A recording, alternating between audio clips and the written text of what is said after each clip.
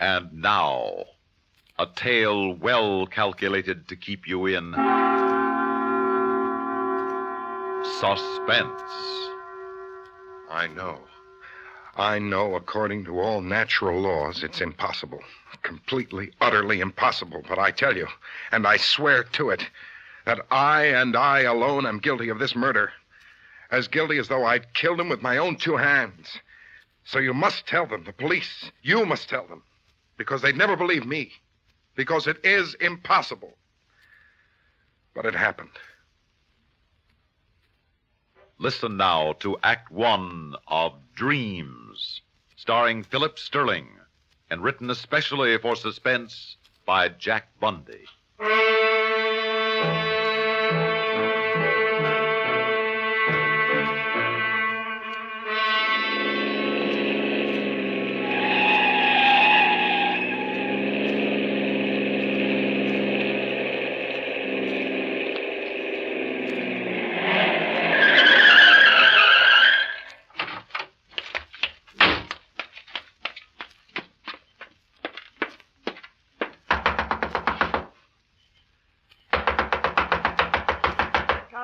Coming.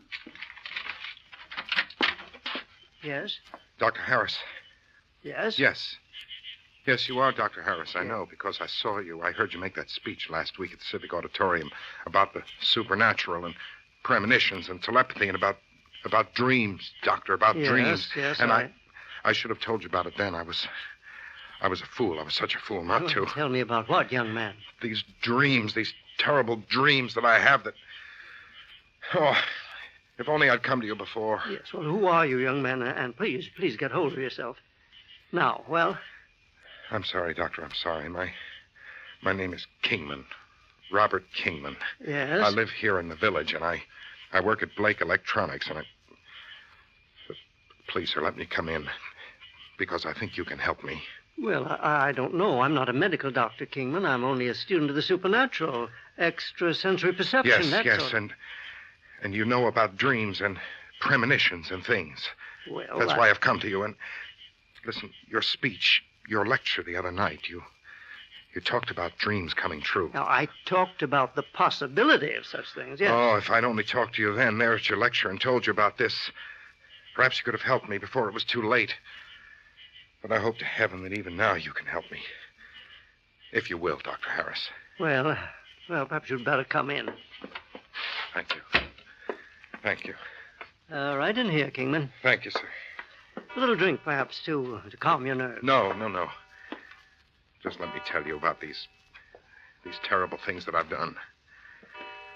If I don't tell somebody, I'll go crazy. Oh, now, come on. Well, we can sit right down here. Thank you. Now. Like I said, it's these dreams of mine, these fantastic dreams I have. They've nearly driven me out of my mind.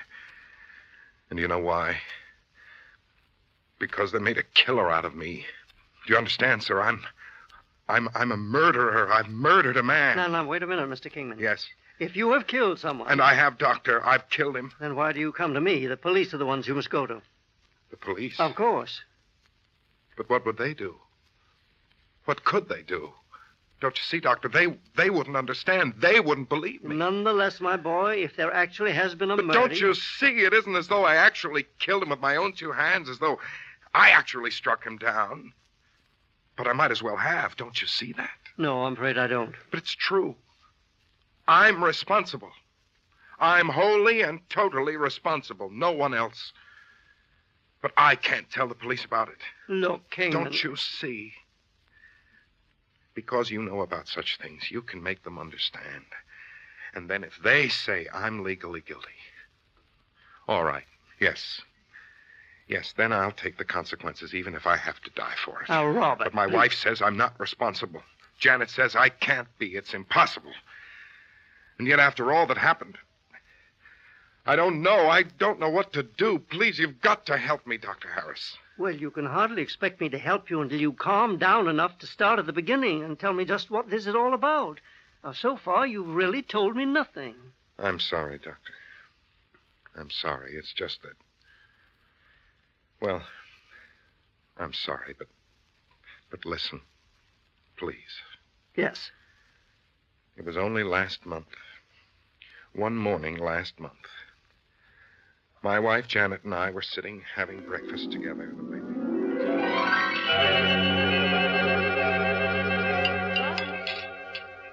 Darling, why aren't you eating your breakfast? Isn't everything all right? Huh?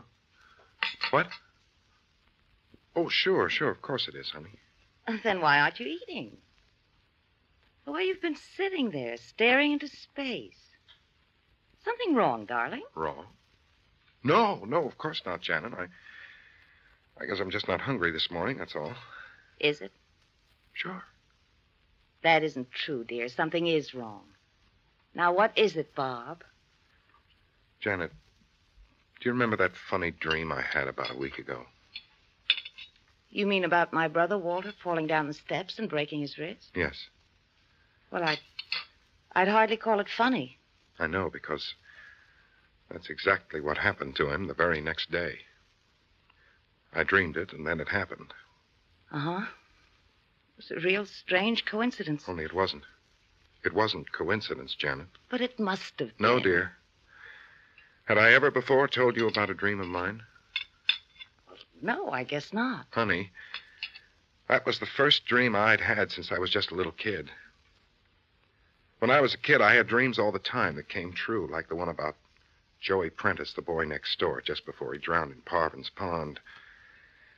Like the one of my father before he died. I dreamed only when something like that was going to happen.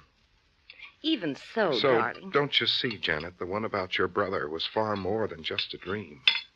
It was a definite premonition. Well, maybe it was, and probably it wasn't. Anyhow, you and I know better than to believe in premonitions. So just forget it, dear, and eat this nice breakfast I've fixed for you. Hmm? No. It's not that easy, I'm afraid.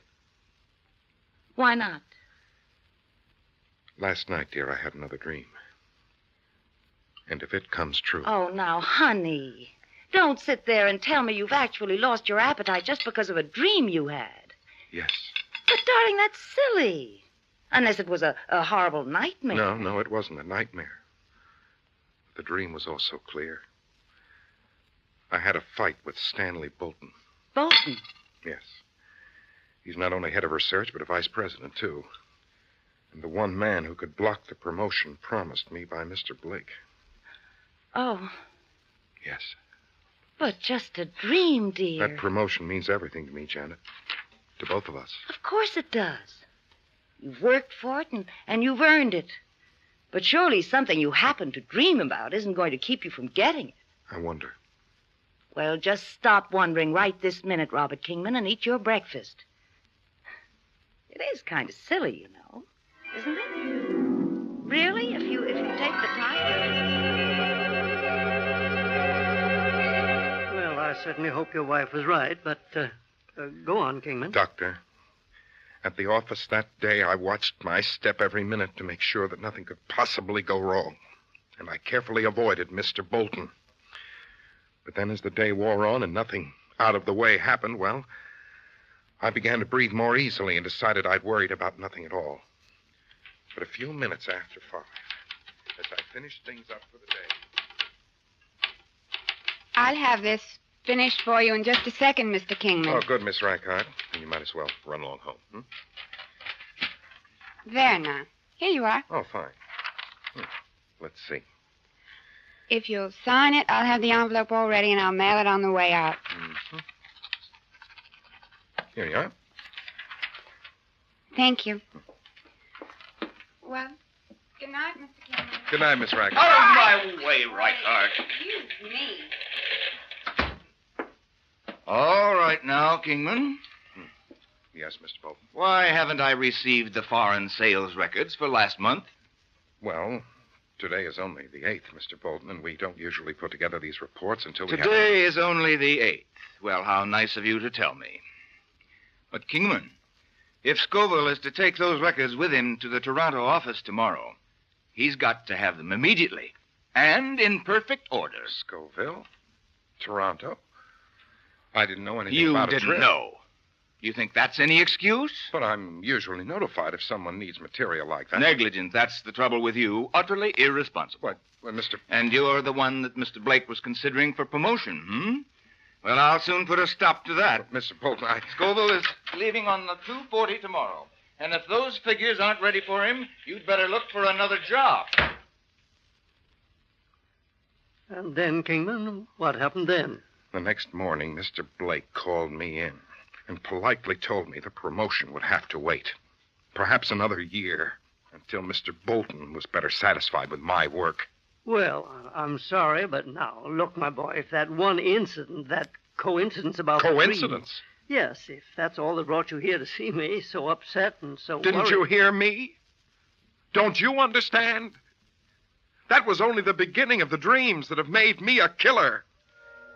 And when you hear the rest of the terrible things I've dreamed about that have happened, heaven forgive me for what I've done.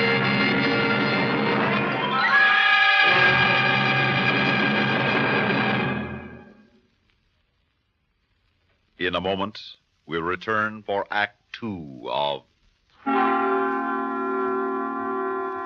Suspense. Sleep well tonight. NATO is on the job of keeping the peace. NATO, the North Atlantic Treaty Organization, is constantly alert to deter the forces of aggression. One for all and all for one. That's the slogan of NATO, which is on record that an attack on one of its members will be met by the combined forces of all. For that reason, powerful NATO armed services have been organized, with NATO air bases and military establishments at strategic locations in widely separate areas of the world. The retaliatory powers of these steadily growing forces would make even a madman pause before starting a new war. And NATO helps its participating nations economically as well as militarily. Support NATO and learn more about its vital work. Remember, NATO is guarding your freedom. You had more of these so-called premonitory dreams then? Yes, Doctor. Because I wanted to. Because I wanted to get even. I'd banked a lot on that promotion. Now I'd lost any chance for it thanks to Mr. Bolton. I knew it wasn't right, but I couldn't help hating him almost viciously. And I couldn't get him or my hatred for him or what he'd done to us. I couldn't get it out of my mind. I couldn't get him out of my mind. And then a few nights later, I dreamed about him again. It was a weird, a crazy, a fantastic sort of dream. Well, what do you want with me, Kingman? What do you want? And why do you have me penned up in this place? Like a jail, isn't it, Mr. Bolton? These high walls of heavy concrete blocks. Well, I built this place myself, Mr. Bolton, just for you. There's no door, no windows, there's no way out for you. You can't get away from me. And now I'm going to pay you back, Mr. Bolton, for what you've done to me. you're crazy, Kingman. You can't hurt me. This is only a dream. Only a dream, do you hear me? But it's my dream. It's my dream, Mr. Bolton. Now, Kingman. And that's why you can't help yourself. When I beat you and beat you the way you deserve. Are you ready? Stop! Are you ready? Stop! Stay away from me! Well, I'm ready. No! No! Get away from me! No! No! Get away from me! No! And you did beat him in this dream of yours? Unmercifully. Until he fell unconscious. Well, I hardly see anything about it to worry you, Kingman. But wait. I can hardly picture anything like that actually happening, dream or no dream. Wait, Doctor. When I woke up in the morning, my hands were sore. My knuckles were all bruised. And I imagine you've done a pretty good job of tearing up the bedclothes, too, then, hadn't you? Doctor. Mr. Kingman. Now, Robert, you must understand something. After what had happened at the office between you and Mr. Bolton, a dream like that was the most natural thing in the world. Dreams spring from the unconscious. And so far as this man Bolton is concerned, in your subconscious mind... No, wait, please. You've got to hear me out. Very well, go on. When I got to the office the next morning, everybody was commiserating with Mr. Bolton because of the terrible bumps and bruises all over his head. Really? Well, and how did he explain them? He said that he'd fallen out of his bed during the night. But with all those bruises, he'd have to have fallen out a dozen times. And then when he saw me, Doctor, it was just as though he knew. It was just as though he knew that I had somehow made it happen to him. And from that point on, he never let up on me. Day after day, everything I did was wrong. Now, wait a minute. No, Doctor. I began to hate him more bitterly than anything or any person I'd ever hated before. It became an obsession I couldn't shake off. And then suddenly it dawned on me. All my dreams had come true. And that meant my dreams would come true. Whatever I dreamed would have to come true. So from that moment on, I knew what I had to do. I knew that I would never have any peace until I dreamed about, and therefore brought about, the death of Stanley Bolton.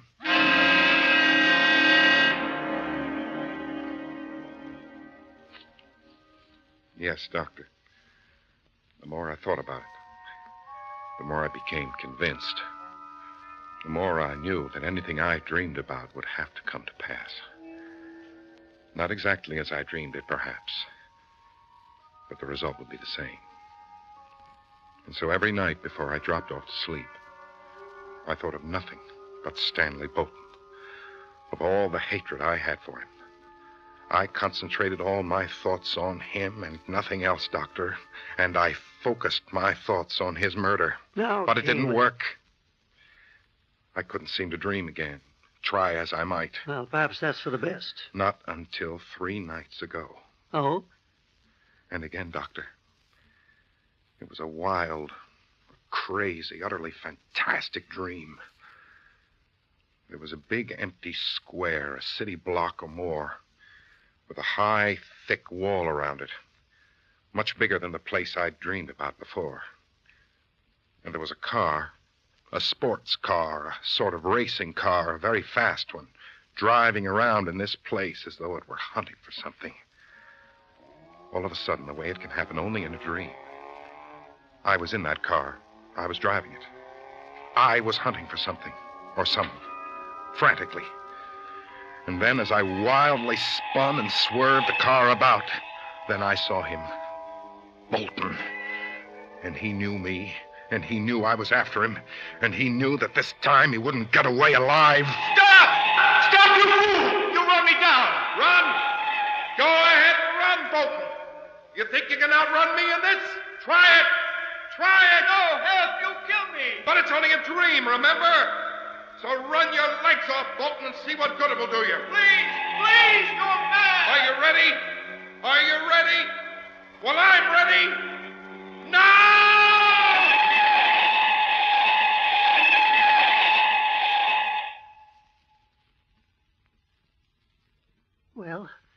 Well, Kingman? The next morning, when I got to the office, I learned that Mr. Bolton had been killed. What? Yes. By some hit-and-run driver in a sports car. Good heavens. Yes. And do you know why, Doctor? Because of my dream. Because it's what I wanted to dream. So I'm guilty of Stanley Bolton's murder. No, you aren't. You had nothing to do with the car that ran him down. Of course I didn't, but I'm still to blame. How can you be? Because I am. Because now I have proof that I am. Proof? Yes. Because last night I dreamed again. Yes. I dreamed that for what I'd done, I was electrocuted. What can I do? Doctor, what can I do? I don't know. I must have time to think about this. But you believe me. You believe me what I've told you? Yes, Robert, I believe you. And I believe you need help. If I go to the police, if they believe me, it can mean only one thing. The death penalty. Electrocution. Now, Robert, listen to me. You may feel any way you wish about this whole gruesome affair. And because of the strain it's imposed on you, I can understand why you're so upset about it. But we've got to be realistic about this. Now, legally, there is no possible way in which you could be found guilty of Bolton's murder. So first, we have to think about you, about how to ease your mind, your conscience of this... Oh, wait now. What? Of course, I should have thought of him when you came here. Yes, Doctor? Someone who can help me? Robert, I know it's late, but I want you to go and see an old friend of mine. His name is Thaddeus Hagen. Hagen? You know him? The psychiatrist? Yes. Well, I've heard of him, but, Doctor... I want you to go to him alone. I want you to tell him exactly what you've told me. I'll phone him that you're coming, in spite of the hour, and I promise that I'll tell him nothing whatever about the case. I'll only ask him that he call me after he's talked with you. You think I've gone crazy? No, not by any means, but this whole experience has upset you badly, as it would anyone. And the most important thing at the moment is to get you back into the frame of mind where you can face this thing with your fullest capacity for sound judgment. Because you must work this out for yourself, Robert, but not in your present state of mind. Will you go and see Hagen? For your own sake, Robert. Yes. Now? Now. Good. I'll give you his address. It's only a few miles from here. And you must tell him that I'll be waiting to hear from him.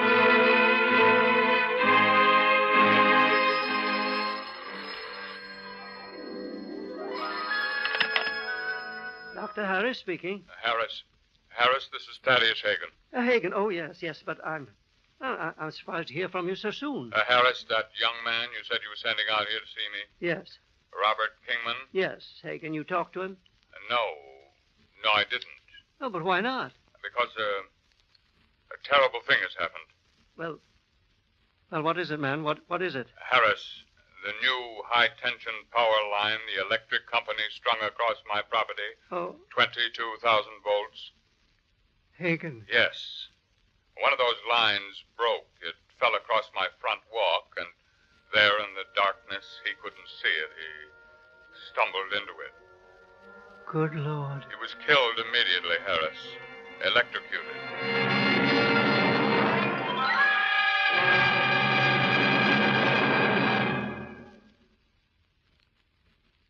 Suspense. You've been listening to Dreams, starring Philip Sterling and written especially for Suspense by Jack Bundy.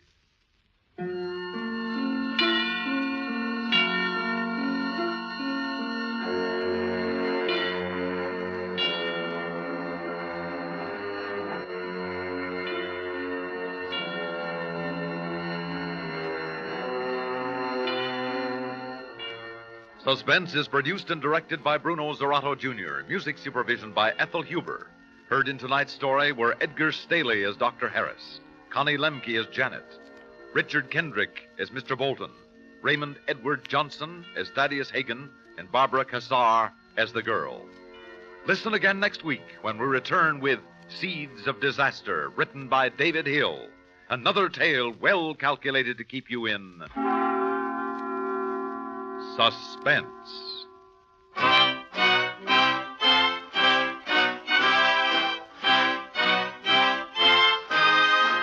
Suspense has come to you through the worldwide facilities of the United States Armed Forces Radio and Television Service.